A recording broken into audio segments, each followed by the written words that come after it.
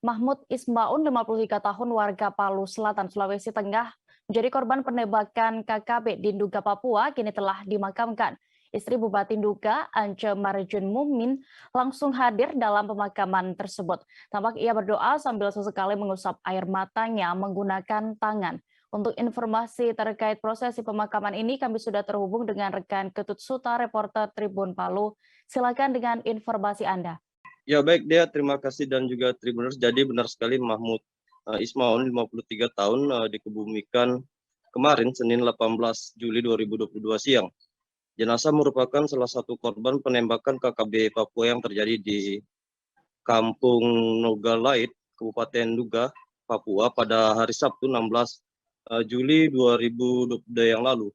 Kemudian keesokan harinya setelah peristiwa, jenazah tiba di Bandara Kota Palu, diterbangkan menggunakan pesawat Lion Air.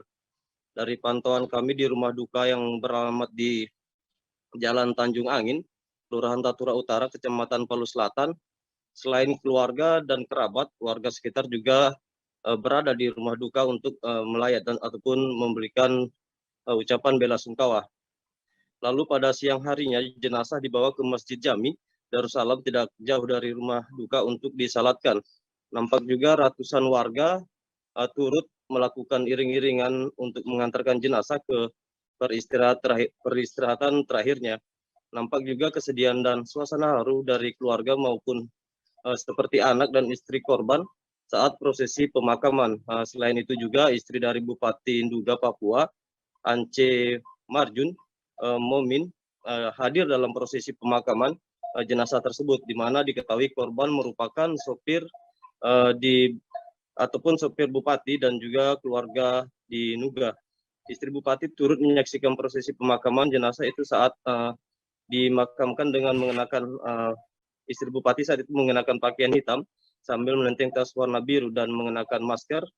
Istri Bupati juga dengan rambut sebahu itu berdiri di samping pemakaman almarhum untuk mendoakan almarhum.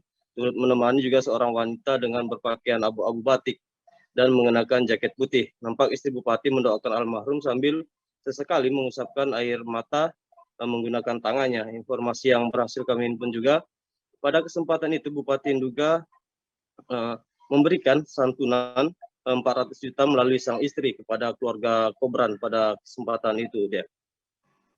Baik, terima kasih rekan Ketut Suta untuk laporan Anda dari Palu. Selamat kembali bertugas. Terima kasih sudah nonton. Jangan lupa like, subscribe, dan share ya.